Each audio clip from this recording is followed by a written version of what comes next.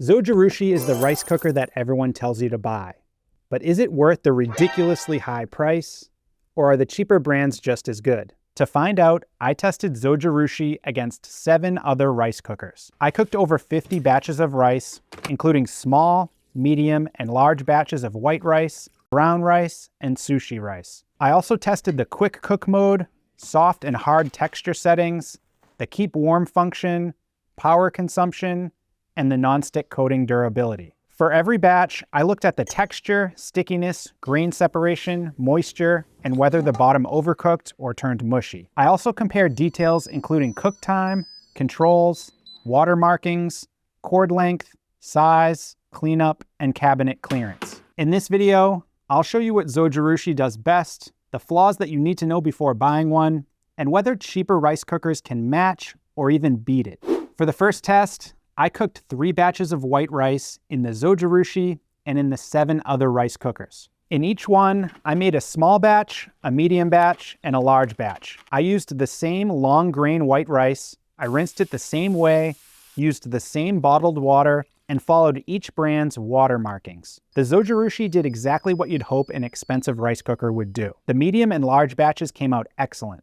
The grains were fully cooked, tender, slightly sticky, and easy to fluff, with clear separation and no mushiness. The small one batch was a little softer than the larger batches, but it was still very good. It wasn't the best 1 cup result I got, but it was close. And several other cookers had bigger issues, like rice that came out too wet and mushy, too dry, unevenly cooked, or overcooked on the bottom. I also tested Zojirushi's soft and hard texture settings to see if they actually make a difference. On the soft setting, the rice came out fluffier, stickier, and more moist, but the grains still stayed intact, and it didn't turn mushy or wet. On the hard setting, the rice had more visible grain separation, a firmer bite, and a little more chew. It was slightly drier, but that's exactly what I'd expect from a harder rice setting. So in terms of white rice, Zojirushi was one of the top performers.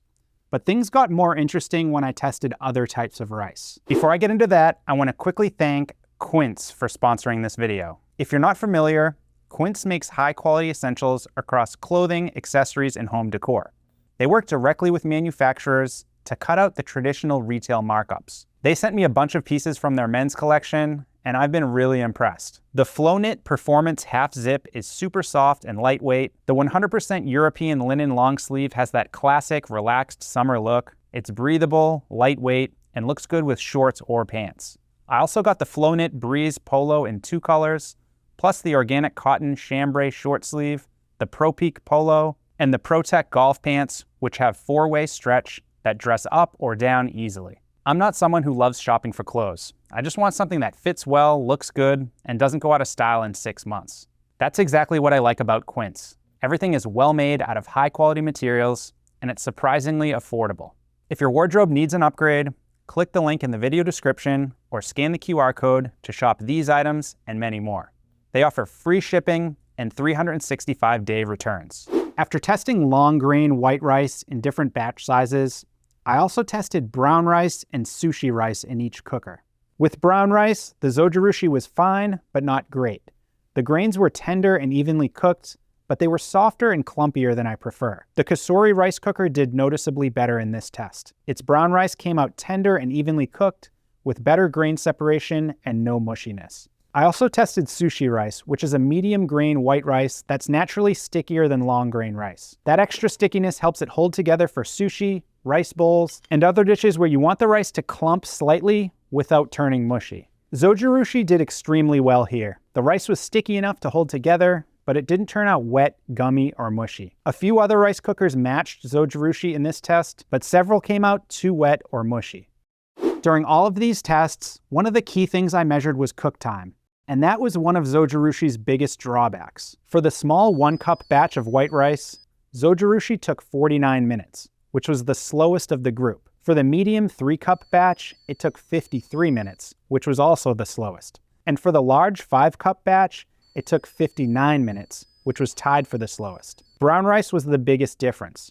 Zojirushi took 1 hour and 43 minutes, which was by far the longest brown rice cook time I measured. It's also worth noting that the softer setting took about 15 minutes longer than the harder setting. To see if quick cook mode could save a meaningful amount of time, I also tested that with each rice cooker. With 3 cups of white rice, Zojirushi's quick cook mode finished in 39 minutes, saving 14 minutes compared to the regular white rice setting. And the rice was still very good. I didn't notice any drop off in texture. Zojirushi uses a technology called fuzzy logic, which allows it to adjust the heat and cook time as the rice cooks, instead of heating it at one steady level until the water is gone. I saw that when I plugged it into a wattage meter. The power draw cycled up and down throughout the cook, usually jumping into the 600 watt range and then dropping back down into the 20s. But I wanted to see how much these adjustments actually help if you make a major measuring mistake. So I cooked 2 cups of rice, but filled the water to the 3-cup line. Unfortunately, the result was really bad. The rice came out wet, mushy, and clumpy, and I could easily smash it into a paste with a knife. So fuzzy logic may help with small adjustments, but it can't fix a major water to rice ratio mistake. Next, I tested the keep warm function, which is one of the major reasons you buy a rice cooker instead of just cooking rice on the stove. After 1 hour on keep warm, the rice still tasted almost the same. It was warm, moist, and easy to fluff. After 3 hours, it was still good, but I could tell it was starting to dry out a little. After 6 hours, it was slightly drier than the 3-hour mark, but not by much. It still tasted good and the texture was still fine. It's also worth noting that every time I opened the lid to check it, some steam escaped. So that may have made it dry out a little faster than it would if I left it closed. I also checked the temperature and it stayed well above 140 degrees, so it was holding the rice at a safe temperature.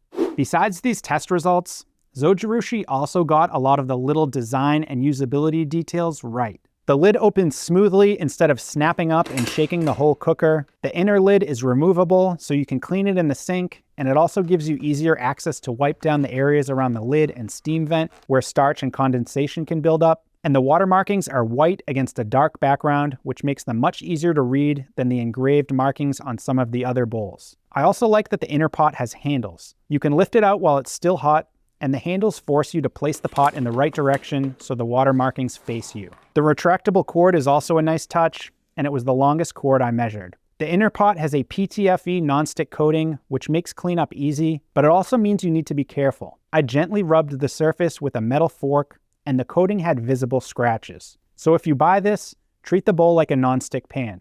Use the included rice paddle or a soft silicone utensil, and avoid metal forks, spoons, or anything sharp. So after all that testing, is the Zojirushi worth buying? Before I give you my take, just a quick heads up that I've linked to this rice cooker and all of the rice cookers I tested in the video description. So here's my honest take. The Zojirushi is genuinely an excellent rice cooker. It made some of the best white rice I tested. The soft and hard texture settings actually work. The keep warm holds up for hours. And the design is done right with the handles, water markings you can actually read, a removable inner lid, and a retractable cord. But similar to other kitchen brands like Le Creuset and All-Clad, part of what you're paying for is the name. Zojirushi's been around for over 100 years, and they've been making rice cookers for many decades. So if you cook rice on a regular basis and you want the established, trusted brand, I don't think you'll regret it. But it's definitely not the best value. The Kasori rice cooker costs way less. It performed almost the same as Zojirushi in my white rice tests, and it beat it in my brown rice test. It also cooks faster. The bottom line is that Zojirushi is excellent, but unless you really want the legacy brand, you don't need to spend that much money to get consistently great rice. If you want to learn more about all 8 rice cookers, check out this video where I break down everything I tested. And for more videos like this, click the logo to subscribe to the channel. Thanks for watching. We'll see you in the next video.